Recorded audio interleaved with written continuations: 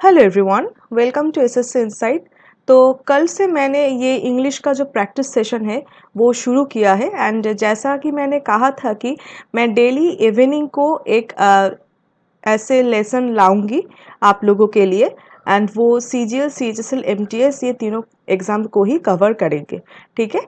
And तो कल मैंने जो किया था वो सीएचएसएल 2019 का 12 अक्टूबर का जो फर्स्ट शिफ्ट है वो उसका जो इंग्लिश पेपर है वो हमने किया था एक एंड उसका every question and every option मैंने ट्राई किया कि आपके साथ मैं एक्सप्लेन करूं, आपको जितना भी मेरा नॉलेज है वो मैं आपके साथ शेयर करूं ताकि सिर्फ आपको क्या आंसर है ये ही आपको पता ना चले, क्यों अदर्स जो ऑप्शन है वो भी क्यों आंसर नहीं हो सकता, ये भी आपके डाउट्स क्लियर रहे, आपका बेसिक्स तभी उतना अच्छा होगा इंग्लिश में, तभी आपका जो मिस्टेक्स है तभी वो कम हो सकता है। ठीक है। तो कल हमने सीएचएसएल का पेपर किया था एक, आज हम एक एमटीएस का पेपर करेंगे। हाँ। एंड कल मतलब टुमारो प्रोबेबली एक सीजीएल का पेपर हम करेंगे। ठीक है। तो ऐसे ये ऑल्टरनेटिव डेज चलता रहेगा एंड मैं ट्राई करूँगी हर दिन एक एक पेपर यहाँ पे आपके साथ सॉल्व करने का। ठीक है। एंड जैसे कि कल मैंने कहा था कि सीएचएसएल का जो पेपर है वो तीनों ही एग्जाम्स के एस्पिरेंट्स के लिए बहुत ही ज़रूरी है। तीनों मतलब एमटीएस सीजीएल सीएचएसएल ये तीनों ही एग्जाम्स के एक्सपीरियंस के लिए ये बहुत ज़रूरी है, क्योंकि अब कंपटीशन बहुत लेवल अप हो चुका है एंड आपको अगर कोई एग्ज़ाम में सिलेक्शन लेना है तो आपको सब तरह का क्वेश्चन का नॉलेज रखना चाहिए। ठीक है। तो जब मैंने सीजीएल का प्रिपरेशन किया था तो तब मैंने ये तीनों एग्ज़ाम का ही प्रीवियस ईयर अच्छे से किया था। ऐसा नहीं देखा कि कौन सा एग्ज़ाम सीएचएसएल का है, कौन सा एग्ज़ाम सीजीएल, कौन सा एमटीएस, ऐसा नहीं देखा, क्योंकि ऐसा कुछ डिफरेंशिएट पर्टिकुलरली नहीं होता कि ये टाइप का सिर्फ सीजीएल में ही आता है, ये टाइप का सिर्फ एमटीएस में ही आता है। ठीक है। तो इसलिए मैंने कभी भी डिफरेंशिएट नहीं किया, मैंने सभी प्रीवियस ईयर का क्वेश्चंस किया था। ठीक है। तो ये एमटीएस का पेपर है, एमटीएस जो एस्पिरेंट्स है वो तो ये देखेंगे ही, साथ साथ सीएचएसएल का एस्पिरेंट्स को भी ये देखना चाहिए। ठीक है। सीजीएल का अगर आपके ऊपर है, आप अगर देखना चाहो तो वो आपके ऊपर है, मगर ऐसा कुछ तो नहीं है कि एमटीएस का क्वेश्चन सीजीएल में नहीं आ सकता, ऐसा कुछ डिफरेंशिएट नहीं होता। ठीक है। तो चलिए शुरू करते हैं। तो आज हम एमटीएस 2019 का जो फर्स्ट डे का फर्स्ट शिफ्ट है, 2 अगस्त 2019 में ये शुरू हुआ था एमटीएस 2019, उसका जो फर्स्ट शिफ्ट है उसका इंग्लिश पेपर करेंगे एंड क्वान का भी पेपर बहुत जल्द आएगा। ठीक है। मैं कोशिश करूँगी हर डे एक इंग्लिश एक क्वान का पेपर लाने के लिए चैनल पे, तो आप लोग जुड़े रहें एंड डिस्क्रिप्शन बॉक्स में आप लोगों का कोई भी डाउट है तो आप सॉरी डिस्क्रिप्शन बॉक्स नहीं, कमेंट बॉक्स पे एंड टेलीग्राम चैनल पे आप लोग वो शेयर कर सकते हैं आपके डाउट्स। ठीक है। So let's start. Okay. So first question again from, कल भी हमारा क्वेश्चन स्पेलिंग एरर से शुरू हुआ था, आज भी वही है। तो फर्स्ट हमें यहाँ से correctly spelled word find out करना है। तो ये चारों के चारों वर्ड सेम ही है, बट इनमें से किसका स्पेलिंग ठीक है वो हमें फाइंड आउट करना है। ठीक है। तो इनमें से हॉटीनेस का जो करेक्ट स्पेलिंग है वो है थर्ड वन। ठीक है। ये है हॉटीनेस का स्पेलिंग, एक बार राइट डाउन कर लेना। जो मैंने कहा था अगर आपको ये स्पेलिंग अच्छे से पता है, याद है, तभी भी आप राइट डाउन एक बार कर लेना। एंड जो मैंने आपको कहा था कि जब आप ये वीडियो देखेंगे प्लीज़ आप अपना नोटबुक और पेन कॉपी लेके ही बैठना, क्योंकि मैं जो कहते जाऊंगी इसके साथ साथ वो आप एक बार ही में अगर नोट डाउन कर लोगे तो आपका ही फ़ायदा है ना। फिर से नहीं तो आपको जब आप सॉल्व करोगे आपको फिर से देखना पड़ेगा, आपका 2 टाइम्स टाइम वेस्ट हो जाएगा। तो एक बारी में अगर मेरे साथ साथ आप भी नोट कर लोगे तो आपका ही फ़ायदा है। ठीक है। तो ये है करेक्ट स्पेलिंग हॉटीनेस का। एंड इसका मतलब क्या होता है? इसका मतलब होता है, मैं यहाँ पे इसका पूरा मतलब लिख देती हूँ एंड उसके बाद हम यहाँ इसका जो सिनोनिम्स होता है वो भी हम यहाँ पे पढ़ लेंगे एक ही बारी में, क्योंकि ये आता है। ये one of common questions of SSC. Okay, the haughtiness का मतलब होता है द अपीयरेंस और quality of being arrogantly superior और disdainful। मैं लिखने के साथ साथ बोल भी रही हूँ इसलिए क्योंकि मेरा जो हैंड राइटिंग है थोड़ा सा खराब है, हो सकता है कि आपको समझ नहीं आए, इसलिए मैं बोल भी रही हूँ। ओके, तो हॉटिनेस का मतलब होता है द अपीयरेंस और quality of being arrogantly superior और एंड डिसडेनफुल। मतलब कि सीधी भाषा में मतलब होता है कंसीटनेस, मतलब कंसीट और प्राइड। अगर आप बहुत अहंकारी हो गए हैं ना, अहंकारी, आपका बहुत गर्व है अपने ऊपर, ऐसी टाइप का जो सेंस बनता है उसको हम हॉटीनेस कहते हैं। तो इनका जो सिनोनिम्स होता है वो भी ऐसे ही कंसीट होता है, प्राइड होता है, एरोगेंस होता है। ठीक है,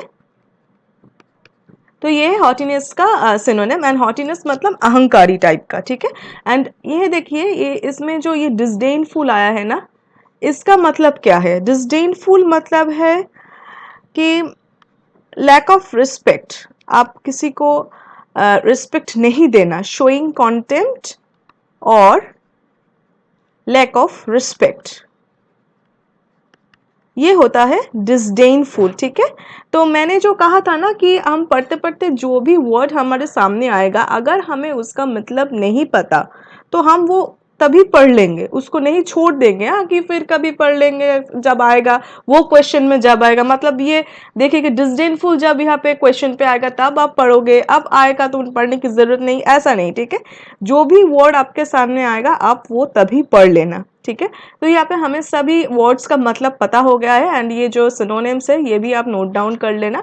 एंड डिसडेनफुल का मतलब जो होता है शोइंग कॉन्टेम्प्ट और लैक ऑफ रेस्पेक्ट, ये भी आप नोट डाउन कर लेना। ठीक है, सो यार here third one is the correct option. Next देखिए, यहाँ पे ग्रामर का करेक्ट स्पेलिंग पूछा है। मुझे नहीं लगता कि ये आपको बताने की ज़रूरत है, आप सभी को पता है ग्रामर का स्पेलिंग होता है थर्ड वन। ठीक है, या ये याद रखना कि ग्रामर में ना कोई ई नहीं है, सब ए है। ठीक है, तो सीधा सीधा सा आपको पता चल गया, एंड आपको याद भी रहेगा कि ग्रामर में कोई ई नहीं है, ग्रामर में सभी ए है। तो third one is the correct option. Next है कि फिल इन द ब्लैंक से क्वेश्चन है कि how parents always dash her in her studies. ठीक है, तो अब पेरेंट्स उनकी जो बच्ची है उनके स्टडीज में क्या करेंगे, आपको यहाँ पे क्या सेंस आ रहा है? क्या कि अगर आपको इंग्लिश अच्छे से समझना है ना, तो आप पहले जो क्वेश्चन दे रखे हैं ना उनको पढ़ो। देखोगे कि आप अगर समझोगे ना, आपको ये ऑप्शंस भी देखने की जरूरत नहीं है, आप खुद ही बता सकते हो कि यहाँ पे क्या होगा। तो उनको क्या करेंगे, उनकी बेटी को एनकरेज करेंगे कि आप अच्छे से पढ़ो, कि how parents always encouraged her in her studies. देखिए, अगर आप ये अदर्स जो ऑप्शन है ना, इंटरेस्टेड हर, कोई मतलब नहीं बनता। इम्प्रेस्ड हर, एक्सपेक्टेड हर, कोई मतलब नहीं बनता इनका। ठीक है, अगर आप पढ़ोगे तभी आपको पता चल जाएगा। मुझे नहीं लगता कि ये वर्ड्स की मीनिंग आपको बताने की ज़रूरत है, आपको पता है। ठीक है, तो ये मैं और टाइम नहीं बर्बाद करती हूँ इनका मीनिंग बता के। ठीक है, तो एक्सपेक्टेड टू स्कोर गुड ऐसा हो सकता है, but expected her in her studies कोई मतलब नहीं बनता। तो इसलिए first one is the correct option, her parents always encouraged her in her studies. Next, अच्छा, नेक्स्ट है सिनोनिम का क्वेश्चंस। ये जो फर्टाइल है इसका एंटोनिम क्या है? अच्छा, पहले हम जान लेते हैं कि फर्टाइल का मतलब क्या होता है। फर्टाइल मतलब कैपेबल ऑफ, यहाँ पे मैं इसका जो मीनिंग है ना वो टोटल यहाँ पे लिख देती हूँ। ठीक है, ताकि एक्चुअल मीनिंग भी आपको पता चले एंड सिनोनिम भी आपको पता चले। ठीक है, तो यहाँ पे फर्टाइल का मतलब होता है कैपेबल ऑफ प्रोड्यूसिंग ऑफस्प्रिंग और फ्रूट। ठीक है, मतलब जो रिप्रोड्यूस कर सकते हैं, जो प्रोड्यूस कर सकते हैं, उनको हम फर्टाइल कहते, बोलते हैं ना फर्टाइल लैंड, जहाँ पे जो फसल होता है उनको फर्टाइल लैंड कहते हैं। ठीक है, तो फर्टाइल का मतलब होता है कैपेबल ऑफ प्रोड्यूसिंग ऑफस्प्रिंग और फूड। तो इसका एंटोनिम हमें चाहिए। तो ये जो चारों के चारों वर्ड्स हैं उनका सभी का हमने मतलब जानना है। तो बैरन का मतलब क्या होता है? बैरन का मतलब होता है अनप्रोडक्टिव। ठीक है, मतलब जो प्रोड्यूस नहीं कर सकता। तो ये डायरेक्टली फर्टाइल का एंटोनिम हुआ। ठीक है, तो डायरेक्टली यहाँ पे फर्टाइल का एंटोनिम हुआ बैरन, क्योंकि बैरन का मतलब होता है अनप्रोडक्टिव, जो प्रोड्यूस नहीं कर सकता। तो फर्टाइल का ऑपोजिट होता है बैरन। तो first one is the correct option. And ये तीनों का मीनिंग भी हमें पता चलना चाहिए कि सिविलाइज्ड मतलब होता है कि आपको पता ही है सिविलाइज्ड मतलब क्या होता है, तभी मैं लिख देती हूँ कि सिविलाइज्ड मतलब polite and well mannered. Okay, civilised मतलब polite and well mannered. Sane आपने सुना होगा इनसेन, आर यू इनसेन, ऐसे हम कहते हैं ना, आर यू इनसेन मतलब कि अगर आप पागल हो क्या, ऐसे टाइप का। ठीक है, तो पागल जो नहीं है वो सेन है, मतलब जो मेंटली इल नहीं है। That means sane means of sound mind, जिसका दिमाग एकदम ठीक है, he is not mentally ill और मैड, उनको हम सेन कहते हैं। ठीक है, एंड टफ तो पता ही होगा, टफ मीन्स होता है हार्ड, स्ट्रॉन्ग, ये सब टफ का सिनोनिम हुआ। ठीक है, सो इनका जो करेक्ट ऑप्शन है वो है barren. First one is the correct option. Next next यहाँ पे वन नॉट सब्सटीट्यूशन है। One who pretends to be what he is not. तो इसका एग्जैक्टली जो मीनिंग होता है वो है हिपोक्रीट, जो आप नहीं हो बट वो आप लोगों को दिखा रहे हो कि अरे मैं तो यही हूँ, बट एक्चुअल में आप वो नहीं हो, आप वो लोगों को दिखाने के लिए करते हो। तो ऐसे बोलते हैं ना, बहुत आजकल वो वर्ड हिपोक्रेसी चल रहा है।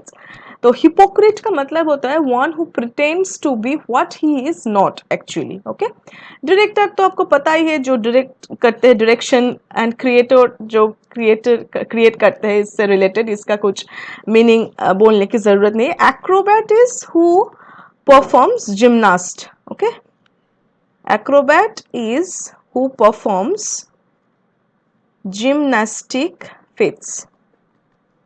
ठीक है, तो इसका जो करेक्ट ऑप्शन है वो है hypocrite. Second one is the correct option.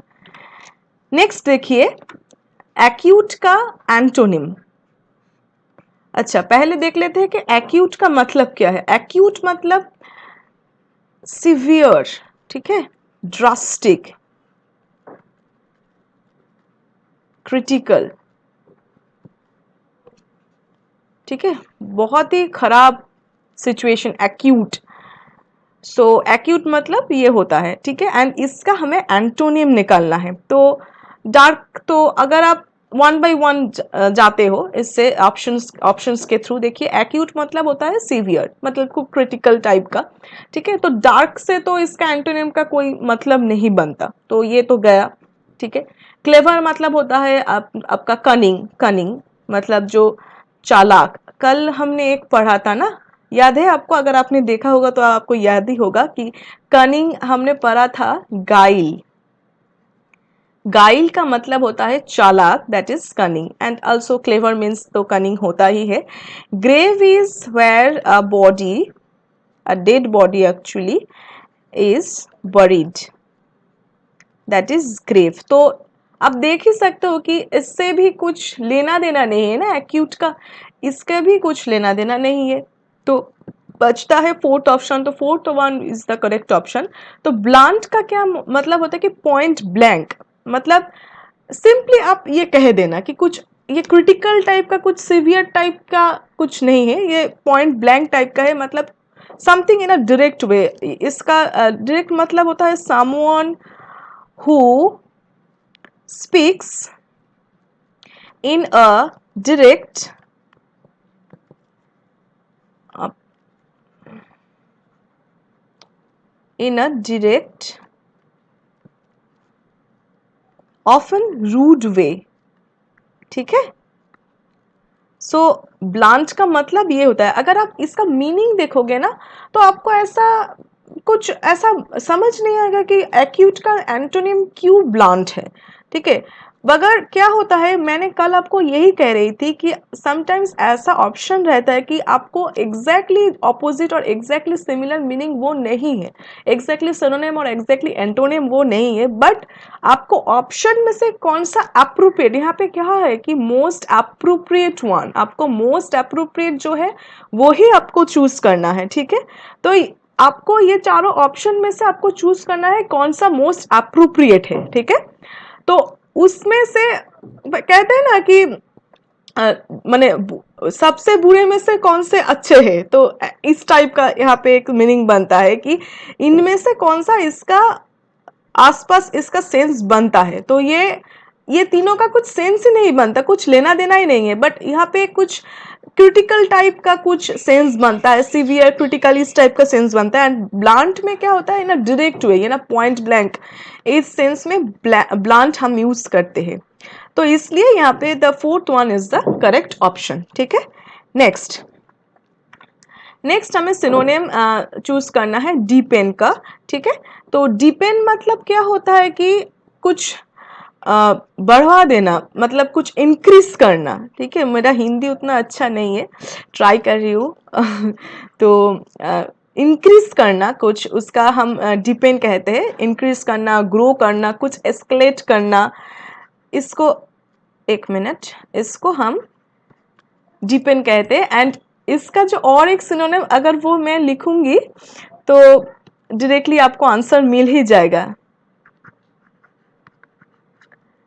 ये एक डायरेक्ट क्वेश्चन है, ये इसका मतलब ही है कि डिपेंड का सिनोनिम ही होता है इंटेंसिफाई। तो fourth one is the obviously correct answer. But वो पहले हमने जो देखा ना, ये वाला डायरेक्ट नहीं है, इसलिए आपको इंग्लिश को बहुत अच्छे से समझना, बहुत अच्छे से कंप्रीहेंड करना बहुत ज़रूरी है, ठीक है। ऐसा नहीं कि सिर्फ ऑप्शन देख के चले गए, ऑप्शन देख के आप चले जाओगे बट आपका जो डाउट्स है वो रह जाएगा, मतलब वो आप इग्नोर करके चल रहे हो। आप सबको सब कुछ सब ऑप्शन आपको समझना है कि क्यों ये ऑप्शंस नहीं हो सकता, कौन सा है, इससे ज्यादा इंपॉर्टेंट ये है कि कौन सा नहीं है एंड क्यों नहीं है, ठीक है। तो ये देखिए, ये जो क्वेश्चन था ये डायरेक्ट नहीं था, बट ये जो क्वेश्चन है ये एकदम डायरेक्ट है, क्योंकि डिपेंड का जो सिनोनिम होता है वही इंटेंसिफाई होता है, ठीक है। तो इसलिए fourth one is the correct answer. But हमने क्या करना है, हमें सभी जो वर्ड है, सभी वर्ड का मतलब हमें पता होना चाहिए, ठीक है। हमने बोला था कि जब हम पढ़ेंगे तो सब कुछ एक साथ में एकदम 25 क्वेश्चन हम नहीं करेंगे, 25 में एक्चुअली हम 100 क्वेश्चन करेंगे, ठीक है। इसलिए इतना बड़ा वीडियो बन जाता है, क्योंकि अगर सिर्फ क्वेश्चन का आंसर बोलता एंड उसको जस्ट आपको एक्सप्लेन कर देता तो बहुत छोटा वीडियो हो जाता। बट हमने सिर्फ क्वेश्चन का आंसर एंड उसके साथ उसका एक्सप्लेनेशन नहीं, अदर्स जो ऑप्शन है वो क्यों नहीं होगा उसका भी एक्सप्लेनेशन हम देने की आपको कोशिश करते हैं, क्योंकि हमने ऐसे ही पढ़ा था। तो मैंने जैसे पढ़ा तो मैं तो आपको वो ही सजेस्ट करूंगी ना कि आप भी ऐसे ही पढ़ो, ठीक है। तो अच्छा, तो सूद का मतलब होता है काम, हाँ, पेसिफाई करना, पेसिफाई, सूद का मतलब होता है जेंटली काम।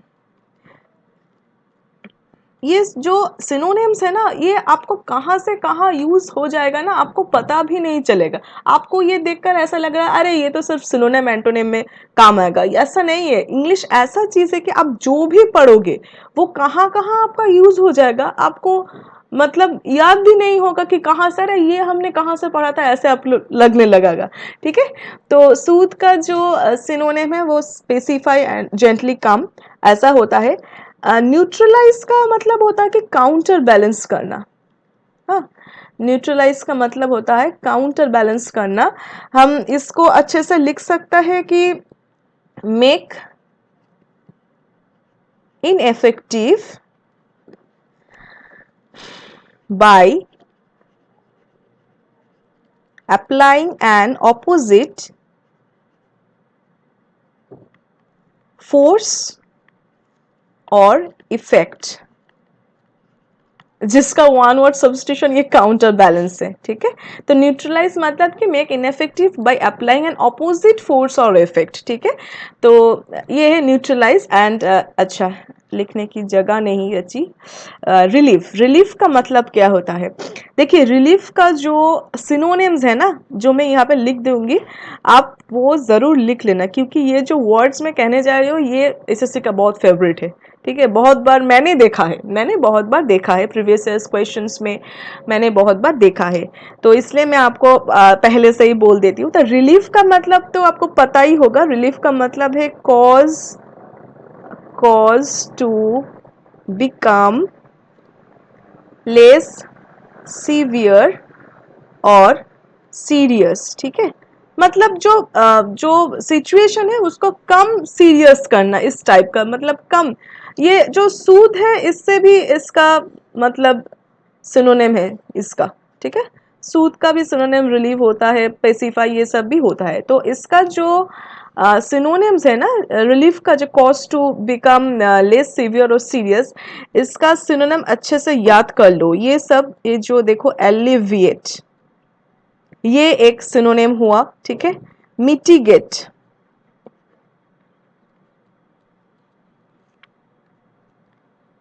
एस्वेज।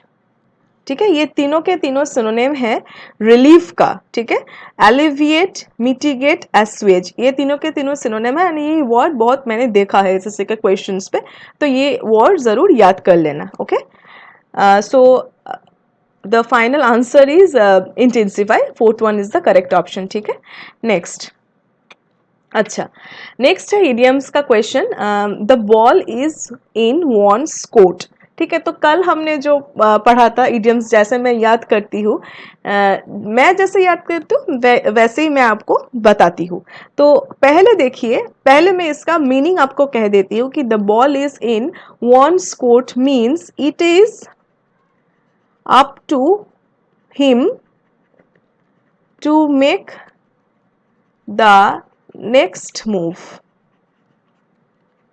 ये है इसका meaning. Okay, it is up to him to make the next move. अब देखिए, the ball is in in one's court, मतलब कि अगर आपके एरिया में बॉल है, मतलब देखिए आप अगर वॉलीबॉल खेल रहे हैं, फुटबॉल खेल रहे हैं, तो अगर आपके पास वो बॉल आ गया, तो अब तो आपका ही नेक्स्ट मूव होगा ना। अब आप जो वो बॉल को जिस तरफ आप देंगे, उससे ही तो पता चलेगा, उससे ही तो डिसाइड होगा इसका नेक्स्ट मूव, कि आपका टीम जीतेगा ये हारेगा। ये तो आपने जो बॉल को जिस तरफ देना है उससे तो डिसाइड होगा ना, वो एक स्टेप होगा। तो जब बॉल आपके पास है, वॉलीबॉल, मैं इस ऐसे मैं याद करती हूँ, तो मैं आपको ऐसे ही बोल रही हूँ कि आपके पास जब ये है तो आप तो डिसाइड करोगे इसके बाद बॉल का किस किस डायरेक्शन में आपको भेजना है।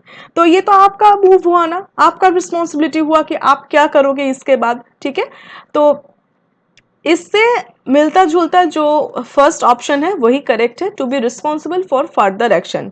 नेक्स्ट मूव के लिए आप जो करोगे उसके लिए तो आप ही रिस्पॉन्सिबल होगे। ठीक है, तो the ball is in one's court मतलब ये होता है, एंड जो ऑप्शंस है उनमें से first one is the correct option, to be responsible for further action.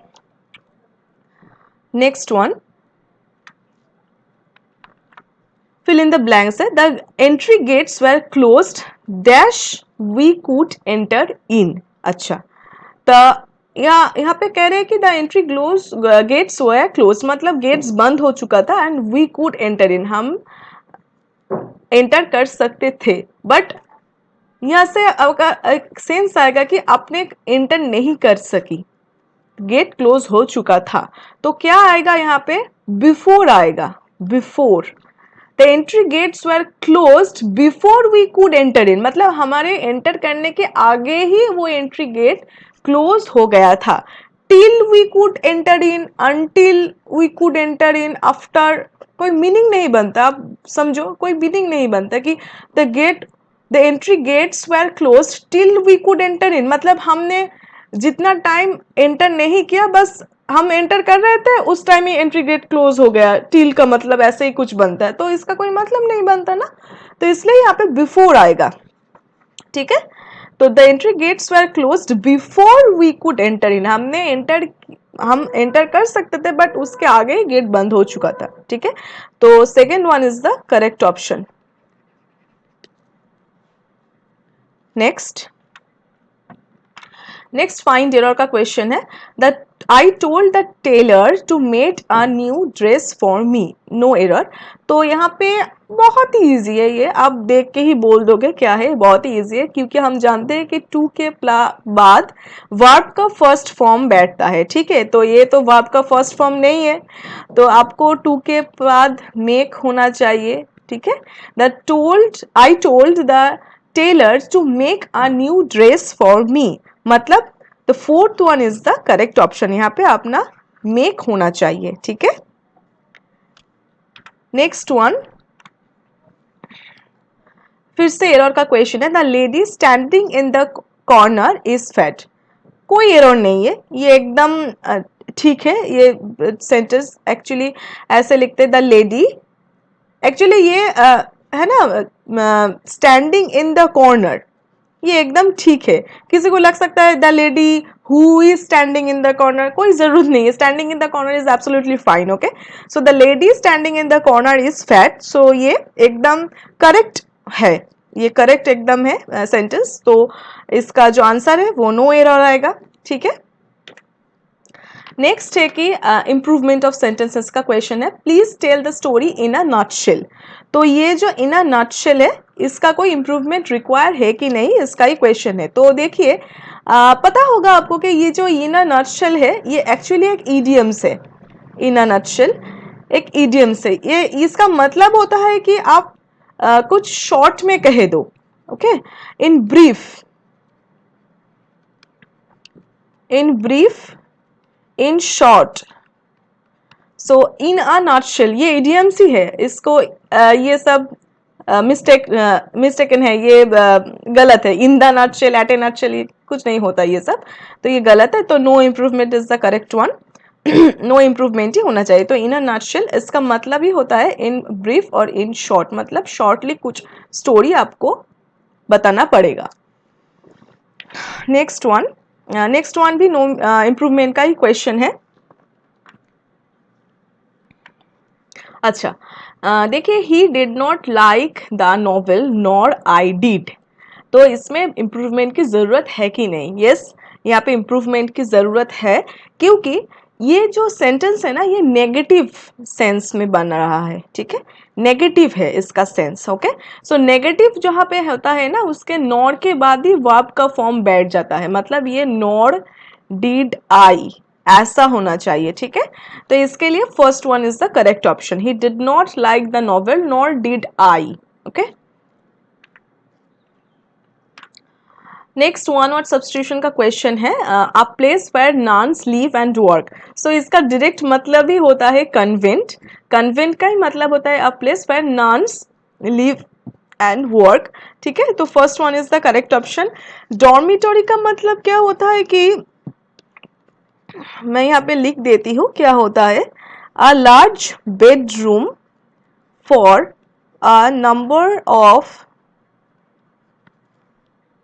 people in a school or institute, sorry,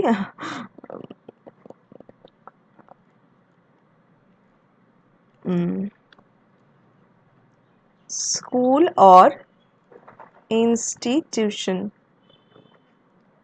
so dormitory का ऐसा मतलब होता है कि लार्ज बेडरूम, अब बहुत बड़ा एक हॉल घर टाइप का होता है एंड वहाँ पे बहुत बेड्स रहते हैं, वहाँ पे सब रहते हैं। तो इसका यही मतलब होता है कि large bedroom for a number of people in a school और इंस्टीट्यूशन। हॉस्टल का तो आपको पता ही है, छात्रावास जिसको कहते हैं कि स्टूडेंट्स जहाँ पे रहते हैं।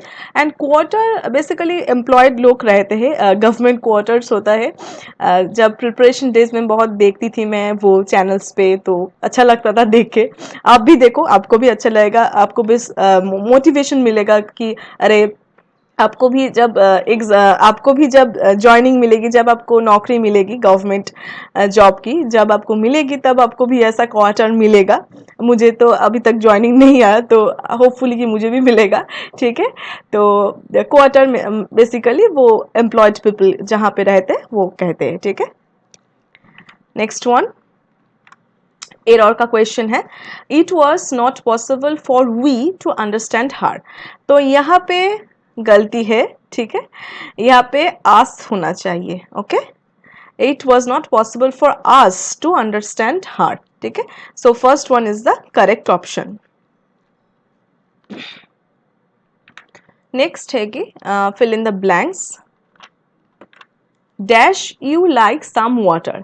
अच्छा, do you like some water, would you like some water, shall you like some water तो पॉसिबली नहीं है, ठीक है। And can you like some water, देखिए कैन हम कब यूज़ करते हैं, कैन कुछ कैपेबिलिटी का जब बात आता है, can you do this, can you do that, this type का जो सेंस बनता है। एक मिनट,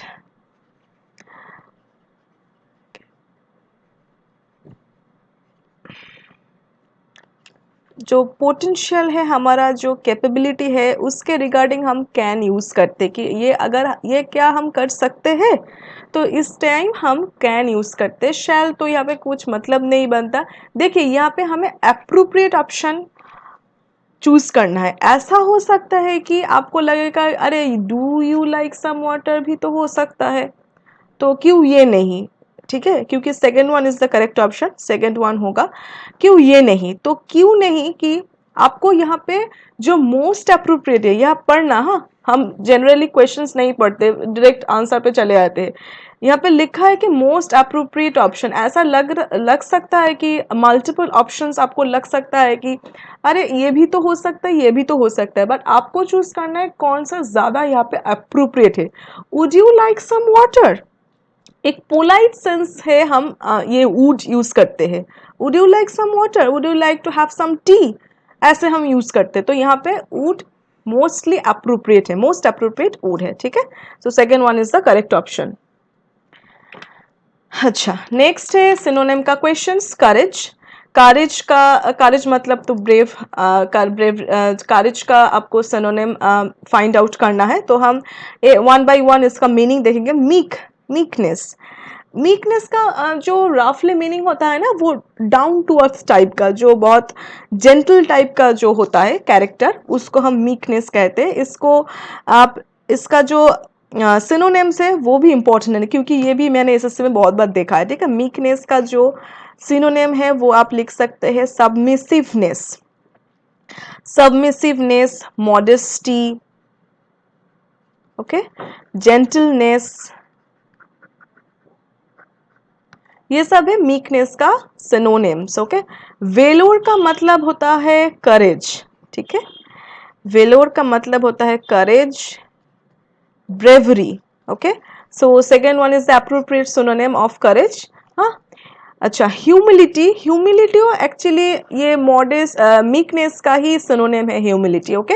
इसका मतलब भी मॉडेस्टी होता है, ओके, ह्यूमिलिटी, इसका भी मतलब मॉडेस्टी होता है। तो ये भी आप कह सकते हो कि मीकनेस का सिनोनिम ही हुआ। एंड टिमिडिटी जो है वो है lack of courage, okay, lack of courage, lack of confidence, इसको हम कहते हैं टिमिडिटी। मतलब टिमिड जो होता है ना, जो डर के बैठ जाते हैं, टिमिड उनको कहते हैं, उनका कैरेक्टर टिमिडिटी। सो ये आप कह सकते हो कि इनका एंटोनिम हो गया, okay. So second one is the correct option. Fill in the blanks का क्वेश्चन है we must start now dash it will be too late. तो ये क्या कह रहे हैं कि इसका सेंस समझो कि वी मस्ट स्टार्ट नाउ, हमें अभी शुरुआत करनी चाहिए, वी मस्ट, हमें अभी शुरुआत करनी चाहिए। It will be too late, बहुत देर हो जाएगा। तो इसका क्या मतलब बनता है, अगर हमने अभी शुरू नहीं की तो देर हो जाएगा, तो हमें अभी शुरुआत करनी चाहिए, ठीक है। जैसे कि आपको प्रिपरेशन बहुत अच्छे से अभी भी शुरुआत करनी चाहिए, ठीक है। तो वी मस्ट स्टार्ट नाउ, नहीं तो it will be too late, okay. So और आएगा यहाँ पे, और आएगा कि वी मस्ट स्टार्ट नाउ और it will be too late, आपको अभी भी स्टार्ट करना चाहिए, नहीं तो आपको बहुत देर हो जाएगा। सो और will be here appropriate option. until it will be too late, unless, but तो कोई सेंस नहीं बनता, we must start now but it will be too late कोई सेंस नहीं बनता, ठीक है। But we must start now until it will be too late, मतलब आप क्या वेट करोगे लेट होने तक, ऐसा कुछ मतलब नहीं बनता, ठीक है। तो और is the correct option, we must start now और it will be too late. ठीक है। नेक्स्ट क्लोज टेस्ट का क्वेश्चन आ गया है। तो हमने कहा था कि क्लोज टेस्ट में जो कंप्रीहेंशन आपको मिलता है, अगर आपको चूज करने में दिक्कत हो रहा है ऑप्शन, तो आप एक बार ना ये पूरा पढ़ लो। बहुत ज्यादा कठिन नहीं आता है, टीयर 1 में बहुत ही इजी आता है, एमटीएस में इजी आता है, कोई चिंता करने की जरूरत नहीं है। देखिए ये आप करोगे ना एक बारी में, आपको ये देखने का भी जरूरत नहीं पड़ेगा, आपको ये ऑप्शंस देखने का जरूरत नहीं पड़ेगा, आप ये देख के ही बता दोगे कि क्या होगा। ठीक है। तो देखिए, humanity can be dash as the quality of being human. तो इससे आपको क्या एक डेफिनेशन टाइप का सेंस आ रहा है ना कि ह्यूमैनिटी को हम कैसे स्टेट करें। ह्यूमैनिटी कैन बी, यहाँ पे क्या होगा, ह्यूमैनिटी कैन बी डिफाइंड। ठीक है, ह्यूमैनिटी कैन बी डिफाइंड, ये सब जो पार्ट्स ऑफ स्पीच है ये हो नहीं सकता यहाँ पे। ठीक है, तो humanity can be defined as the quality of being human. Next है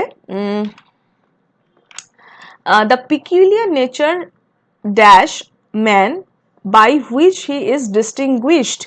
अच्छा देखिए, यहाँ पे क्या क्या है, the humanity can be defined as the quality of being human. The peculiar nature किसका, किसका किसका पिक्यूलियर नेचर, मैन का। तो यहाँ पे क्या आएगा, किसका, मैन का, of man. The peculiar nature of man by which he is distinguished। तो यहाँ पे first one is the correct option.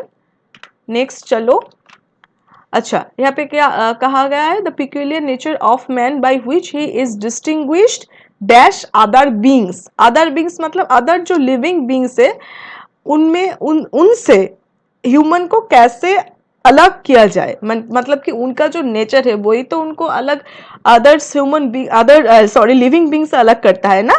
तो ये आपको कह रहे हैं डिस्टिंग्विश आपको किससे करना चाहिए, किससे आप डिस्टिंग्विश कर रहे हो, अदर बींग से। तो यहाँ पे डिस्टिंग्विश्ड फ्रॉम आएगा। ठीक है, ये भी आपको याद रखना चाहिए। ये एक आता है आपको प्रिपोजिशन, इसके साथ ही बैठता है फ्रेजल वर्ब टाइप का। तो he is distinguished from other beings। okay, so by which he is distinguished from other beings। Next देख लेते हैं। अच्छा, being human dash not mean that an individual possesses humanity। being human यहाँ पे ये singular है। ठीक है, एंड ये तो प्रेजेंट टेंस में ही चल रहा है। देखिए यहाँ पे प्रेजेंट टेंस में ही चल रहा है। तो हैड का तो कोई मीनिंग नहीं बनता, डिड का भी कोई मीनिंग नहीं बनता। Human being has not mean तो ग्रामेटिकली इनकरेक्ट हुआ ना, कुछ मीनिंग नहीं बनता। तो करेक्ट ऑप्शन इज सेकेंड। ऐसे आप क्या करोगे ना, मीनिंग समझोगे ना, आप ऐसा देखोगे कि क्या मीनिंग चल रहा है, क्या टेंस पे चल रहा है, तो आपको बहुत आसानी होगी, कुछ कॉम्प्लिकेशन से नहीं लाएगा आपको इंग्लिश में। ठीक है, एंड वैसे भी ये बहुत इजी है। ठीक, तो being human does not mean, okay, does not mean that an individual possesses humanity. Next, one of the dash outstanding examples of extraordinary humanity in a human being has been portrayed beautifully by Mother Teresa। ठीक है, तो one of the क्या होगा, one of the more, ऐसा नहीं हुआ था, ऐसा मतलब ये सब इनकरेक्ट है। One of the more outstanding examples grammatically incorrect है। यहाँ पे जो करेक्ट है वो है one of the most outstanding examples. इनका कोई मीनिंग नहीं बनता, इनका कोई मीनिंग नहीं बनता। ठीक है, तो one of the most outstanding examples of extraordinary humanity in a human being has been portrayed beautifully by Mother Teresa. यहाँ पे सेंस क्या है कि सबसे अच्छा एग्जाम्पल्स। तो यहाँ पे मोर तो कब होता है कि जब दोनों में टू चीजों में ना, टू थिंग्स में अगर आप कंपेयर करते हो, ही इज मोर, मतलब कि more intelligent than he, this type का जो क्वेश्चन है, दोनों में अगर आप कंपेयर करोगे तो मोर आएगा। मेनी मतलब तो बहुत कुछ, मेनी थिंग्स, तो इसका कोई मतलब नहीं बनता। ठीक है, तो one of the most outstanding examples होगा, क्योंकि यहाँ पे बहुत सबसे अच्छे एक जो सेंस है वही आ रहा है। अच्छा नेक्स्ट, अच्छा नेक्स्ट ये जो क्वेश्चन है ना, ये क्वेश्चन में अब मुझे आपको बहुत ज़्यादा एक्सप्लेन करना है, क्योंकि ये एसएससी का एकदम फेवरेट क्वेश्चन है। फेवरेट क्वेश्चन है, मैं क्यों कह रही हूँ, एक बार पहले हम क्वेश्चन कर लेते हैं। ये इंप्रूवमेंट ऑफ सेंटेंसेस का क्वेश्चन है, ठीक है। The father with his children were expected to attend the function, ठीक है। तो ये यहाँ पे आपको इम्प्रूवमेंट की ज़रूरत है, बट आपको ऐसा लगेगा कि क्यों इम्प्रूवमेंट की ज़रूरत है, क्योंकि the father with his children were expected, ये तो चिल्ड्रन यहाँ पे प्लूरल है इसलिए यहाँ पे वेयर बैठा हुआ है। नहीं, ऐसा नहीं है, ठीक है। वर्ब का बहुत ही कॉम्प्लिकेटेड, बहुत सारा ऐसा प्रॉपर्टीज है जो मैं आपको पढ़ाऊंगी इन फ्यूचर। तो यहाँ पे मैं जो सबसे इंपॉर्टेंट पॉइंट्स है दो, मैं आपको यहाँ पे बता देती हूँ, ठीक है। तो देखिए, एज वेल एज, लाइक, ये जरूर नोट डाउन करना, ठीक है। बहुत ही इंपॉर्टेंट है, एकदम से एसएससी का फेवरेट क्वेश्चन है ये। एक मिनट,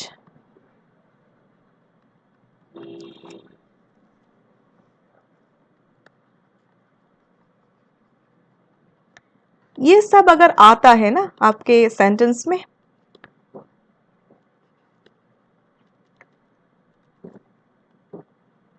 अच्छे से लिख लो, ठीक है। बहुत इंपॉर्टेंट है ये।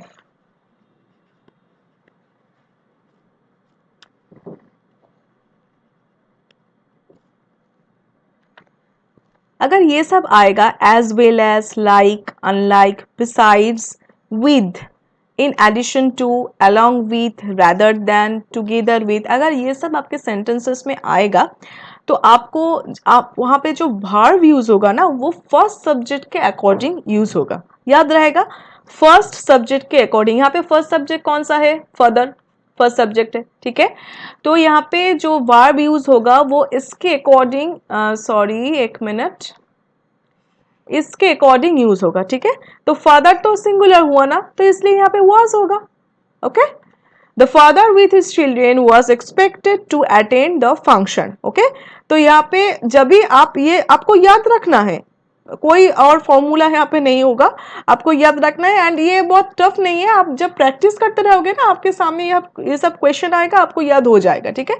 तो ये एकदम पढ़ लेना कि as well as, like, unlike, besides, with, in addition to, along with, rather than, together with, ये सब अगर आपका सेंटेंस में है तो जो वर्ब वहां पे बैठेगा वो फर्स्ट सब्जेक्ट के अकॉर्डिंग बैठेगा। यहाँ पे फर्स्ट सब्जेक्ट सिंगुलर है इसलिए यहाँ पे सिंगुलर बैठेगा, अगर प्लूरल होता तो यहाँ पे प्लूरल बैठता, ठीक है। तो इसलिए fourth one is the correct option. अब देखिए यहाँ पे कब ये इसका जो रूल है, और एक रूल है यहाँ पे मैं आपको बता देती हूँ। अच्छा ये मैं रिमूव कर देती हूँ, ठीक है। आपने नोट डाउन किया होगा, नहीं तो स्क्रीनशॉट ले लेना। अगर आपके सेंटेंस में ये सब रहता है, आइदर और, neither nor, non but, not only but also, इसका जो लिस्ट है ये कम है, ये सिर्फ ये चार ही है, आप कह सकते हो, नाइदर नॉर, आइदर और, non but, not only but also. अगर ये अगर आपका सेंटेंस पे रहता है, अच्छा आपका सेंटेंस टू और मोर सब्जेक्ट्स होना चाहिए। यहाँ पे देखिए आप दो सब्जेक्ट्स है, फादर चिल्ड्रन, टू और मोर सब्जेक्ट्स होना चाहिए, तभी आप तभी तो आपको चूज करना है ना। अगर आपका सेंटेंस में वन सब्जेक्ट रहेगा तो वर्ब तो उसके अकॉर्डिंग ही बैठेगा। जब आपका सेंटेंस में दो या उससे ज्यादा सब्जेक्ट्स रहेगा तभी तो आपका कंफ्यूजन होगा ना कि वर्ब किसके अकॉर्डिंग बैठेगा, ठीक है। तो अगर पहले जो मैंने कहा था वो सब अगर आपके सेंटेंस में रहता है तो आपको फर्स्ट सब्जेक्ट के अकॉर्डिंग लिखना है। एंड अगर ये आइदर और, neither nor, non but, not only but also आपके सेंटेंस में रहता है तो नियरेस्ट जो सब्जेक्ट है वर्ब का उसके साथ ही, उसके अकॉर्डिंग ही वर्ब बैठेगा उस, ठीक है। मतलब कि ऐसे देखो, मैं एक एग्जांपल लिखती हूँ कि none but he is solely responsible for the consequences, ठीक है। तो ये इज जो बैठा है इसका नियरेस्ट सब्जेक्ट कौन सा है? ही है, ठीक है।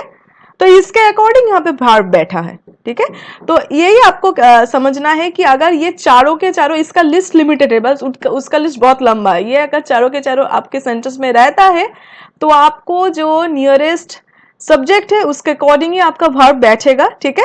नहीं तो आपको मैंने जो कहा कि as well as, like, unlike, besides, with, in addition to, along with, rather than, together then अगर रहता है आपके सेंटेंस में तो आपको फर्स्ट सब्जेक्ट के अकॉर्डिंग आपका वर्ब बैठेगा, ठीक है। तो ये जो क्वेश्चन है, इस क्वेश्चन में लास्ट वन मतलब कि fourth one is the correct option, okay. So हमने लास्ट क्वेश्चन में आ ही गया। तो लास्ट क्वेश्चन है बेंड ओवर बैकवर्ड्स। अच्छा, पहले जो मैं करती हूँ कि इसका मीनिंग आपको अच्छे से बता देती हूँ। बेंड ओवर बैकवर्ड्स का मीनिंग होता है make every effort to achieve something, make every effort to achieve something, especially to be fair or helpful, ठीक है। तो आपको सिलेक्शन लेने के लिए भी क्या करना है? बेंड ओवर बैकवर्ड्स, ठीक है। आपके सिचुएशन के साथ एकदम मैच करता है, ठीक है। बेंड ओवर बैकवर्ड्स का मतलब होता है make every effort to achieve something, specially to be fair और हेल्पफुल। अच्छा, तो यहाँ पे मैं आपको एक बात कहना चाहती हूँ कि मुझे इसका जो एग्जैक्ट आंसर लगता है वो सेकेंड वन होना चाहिए, ठीक है।